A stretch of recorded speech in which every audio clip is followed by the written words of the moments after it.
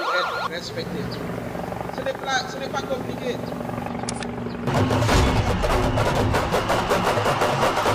Il n'y a personne de mieux placé que nous pour gagner l'élection présidentielle de 2020. Shine bright like a diamond.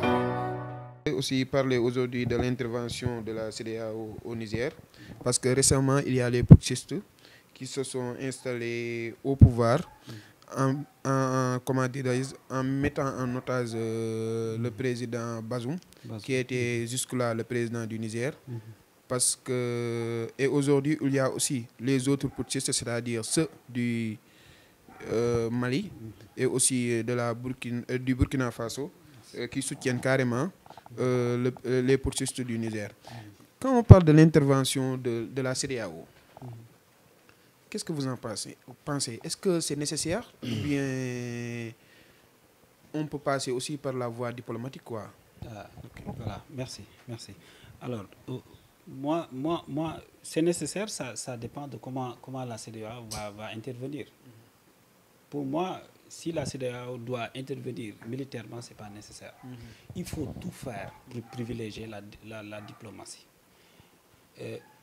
L'Afrique ne va pas gagner, ne gagnera rien, en tout cas à entrer, je sais pas, la CEDEAO ne peut pas prospérer en mettant en conflit ses propres États. On ne peut pas prospérer dans ces conditions-là. Moi, j'ai l'habitude de le dire tout le temps. En réalité, malheureusement, je dirais, nous avons une décolonisation inachevée. C'est ça le problème en réalité. Moi, je pense qu'aujourd'hui, ce problème-là puisse nous dicter la conduite qu'on doit tenir dans cette affaire-là. Sinon, on risque à une situation qui ferait que l'Afrique va rester en conflit. Et l'Afrique doit être, en tout cas, dans une autre dynamique qui serait totalement différente de tout ce qui est conflit. Moi, je pense qu'on devait être aujourd'hui dans une dynamique de développement, d'émergence. Maintenant, moi, je pense que la CEDEAO aujourd'hui cherche une certaine légitimité. Je comprends la CEDEAO parce que ça s'est passé au Mali. La CEDEAO n'a pas pu, en tout cas, montrer toute son autorité. Et cette fois-ci, elle veut montrer du moins qu'elle est capable de régler les problèmes de l'Afrique. Mais pour moi, aujourd'hui, la CEDEAO, si vraiment elle veut montrer qu'elle est capable de régler les problèmes de l'Afrique, qu'elle est légitime, elle doit aller plus vers la voie diplomatique. Moi, je pense qu'il faut... Aujourd'hui, quand on parle exactement de la CEDEAO, on peut aussi parler du cas du Sénégal qui est d'accord pour une intervention militaire. On nous dit même que des soldats sénégalais sont déjà envoyés dans la force en attente qui doit intervenir. Trouvez-vous normal que l'État sénégalais soit d'accord pour une intervention militaire et qu'il est prêt à envoyer ses enfants, ses hommes, quoi, en fait? Mais c'est malheureux et regrettable. C'est malheureux. Dans les deux cas, c'est malheureux. Moi, je pense que, comme je l'ai dit tantôt, le Sénégal, aujourd'hui, sa participation devrait être plus actée vers la diplomatie plutôt que l'envoi de militaires. Non seulement on va envoyer nos enfants, nos hommes, qui vont aller au front et qui vont certainement perdre la vie là-bas.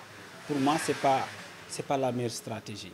Et au-delà de ça, mais au Niger, il y a des Sénégalais qui vivent là-bas.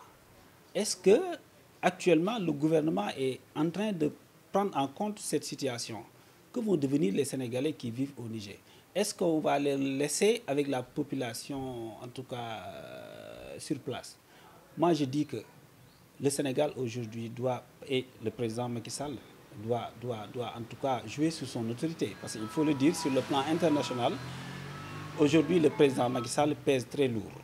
Et le connaissant, je dirais pas le connaissant, mais quand vous suivez le président Macky Sall, vous vous rendrez compte que c'est pas en fait un homme qui est toujours tourné vers la violence. C'est pas un homme comme ça. Quoique je ne suis pas avec le président Macky Sall, je ne suis pas avec APR ni autre, je ne touche pas à ça pour l'instant. Bon, pas pour l'instant, mais je ne suis pas avec Macky Sall du tout, pour que ça soit clair. Mais je dis tout simplement qu'il doit en tout cas jouer sur son autorité sur le plan international pour pousser les autres pays à aller vers une résolution beaucoup plus diplomatique du conflit. Ne pensez-vous pas, comme aujourd'hui, avec la position du Sénégal, que l'État du Sénégal se sent menacé? Parce que quand on parle de Niger, qu'on parle du Burkina Faso, qu'on parle du Mali, tous ces pays qui font partie de l'Afrique de l'Ouest et qui ont déjà subi des coups d'État, des coups d'État militaires. Et les coups d'État militaires sont considérés comme des ralentisseurs du développement. C'est-à-dire, aujourd'hui, par exemple, M. Babou Diagne, qui est président de la République, et des militaires complotent là-bas, qui étaient dans une bonne phase pour le développement de son pays, que des militaires complotent là-bas pour le destituer au pouvoir. Vous ne pensez pas que c'est un ralentisseur et que le Sénégal, comme le Côte d'Ivoire, qui est aussi dans une phase d'émergence, se sentent menacés, quoi, en fait? Effectivement.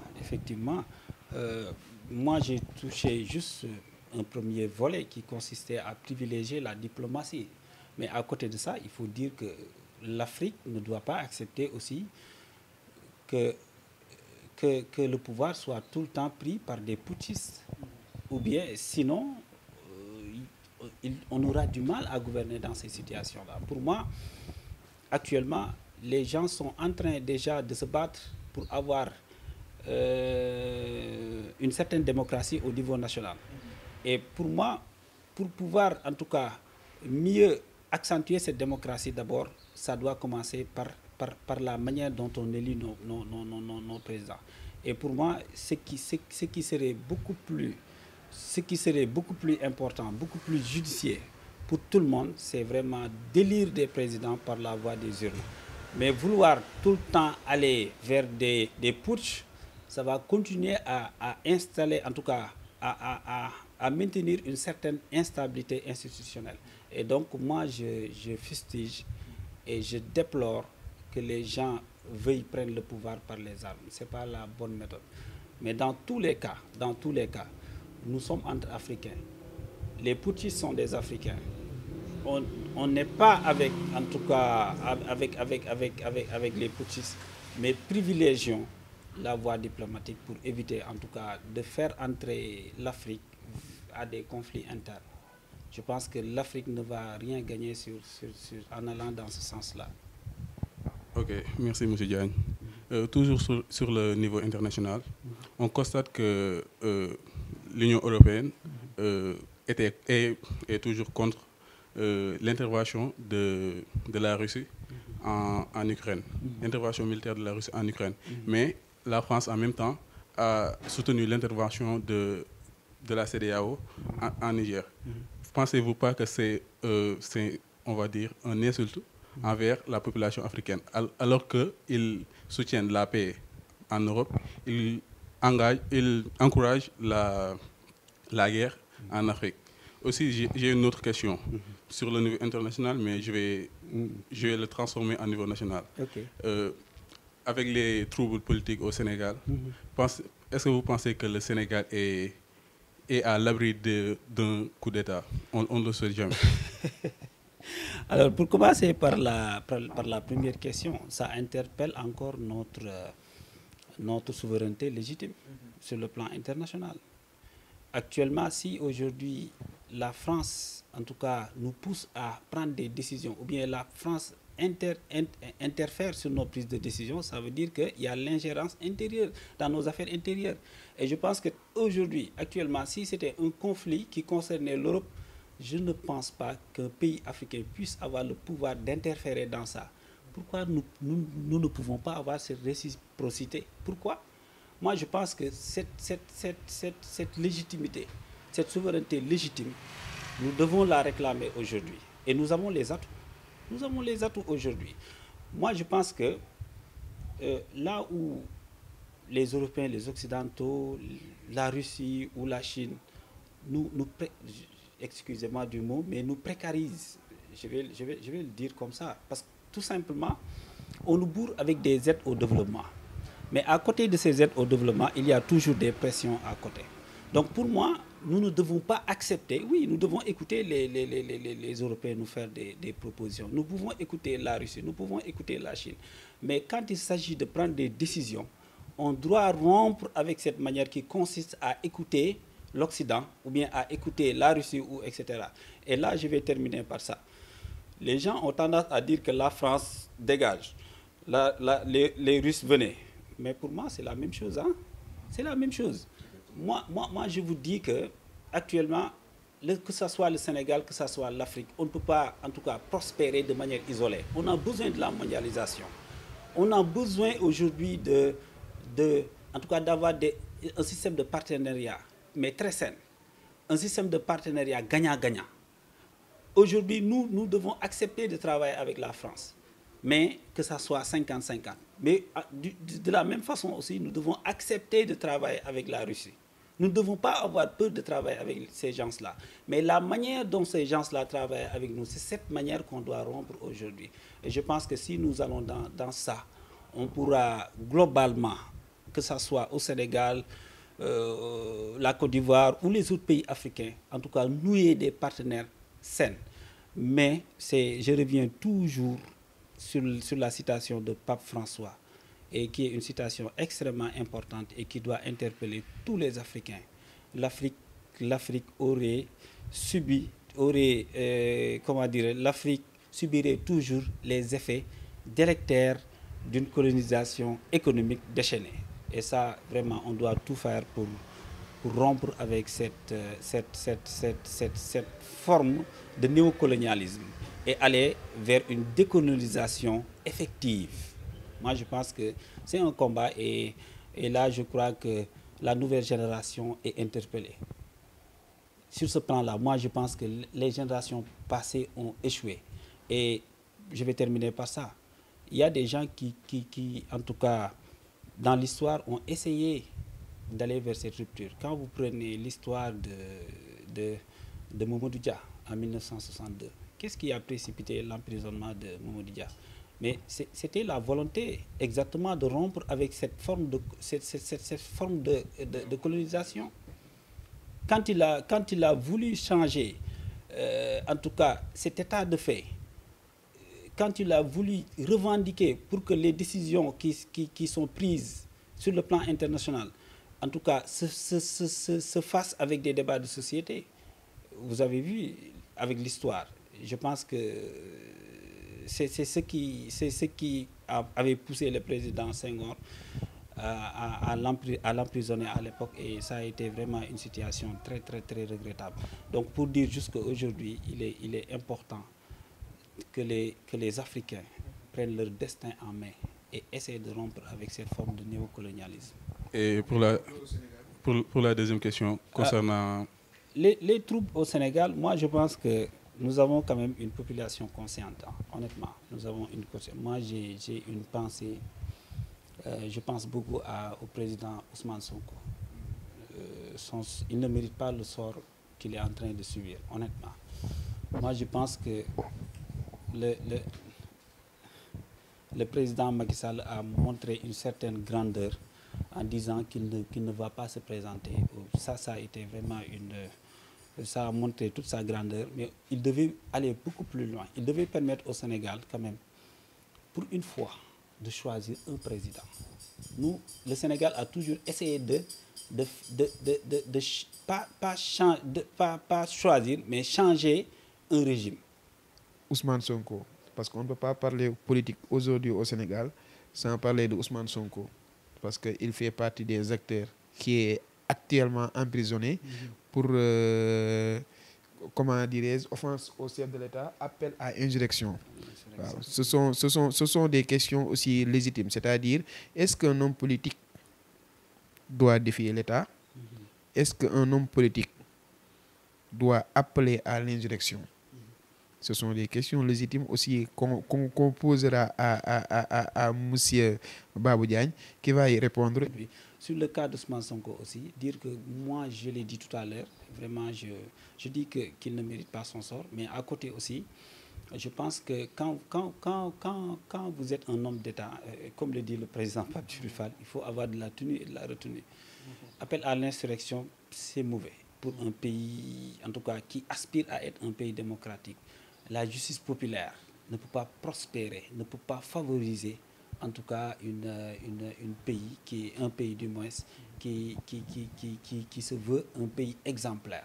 Donc pour moi aujourd'hui ce qu'il faut, c'est vraiment engager des dialogues pour faire sortir le président Ousmane Sonko de sa situation, mais aussi à côté de ça, montrer à tous les militants de PASTEF qu'ils peuvent accéder au pouvoir, mais pas par la rue, pas par les armes. Donc il y a aujourd'hui la voie démocratique, la voie électorale. Je pense qu'il faut vraiment privilégier cette voie-là. Alors, pour la première question qui concerne le pétrole, moi je pense que l'aspect sur lequel je vais plus évoquer, c'est l'aspect économique.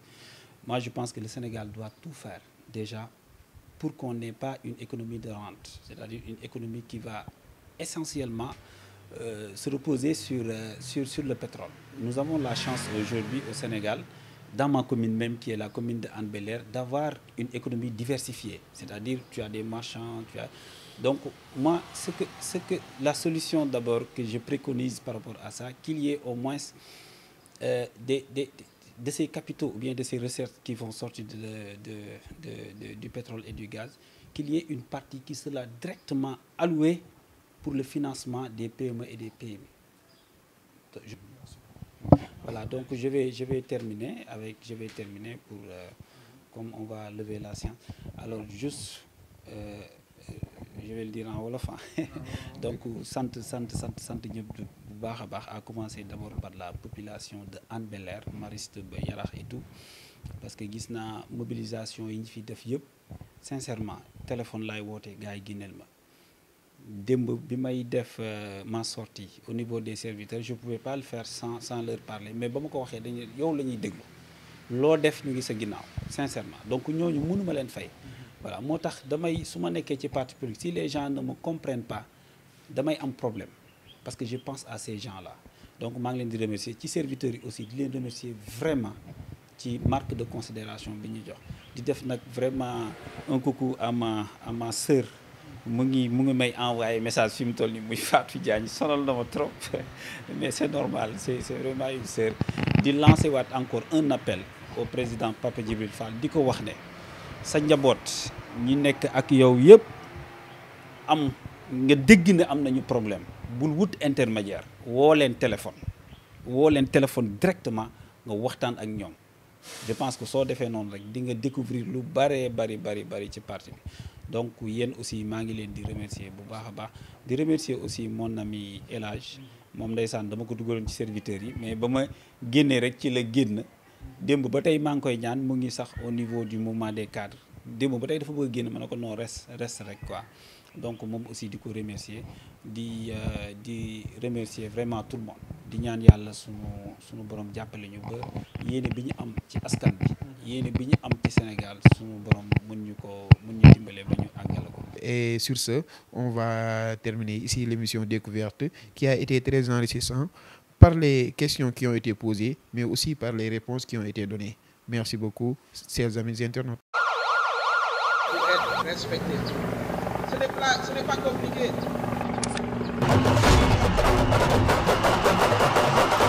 Il n'y a personne de mieux placé que nous pour gagner l'élection présidentielle de 2020. Shine bright like a diamond.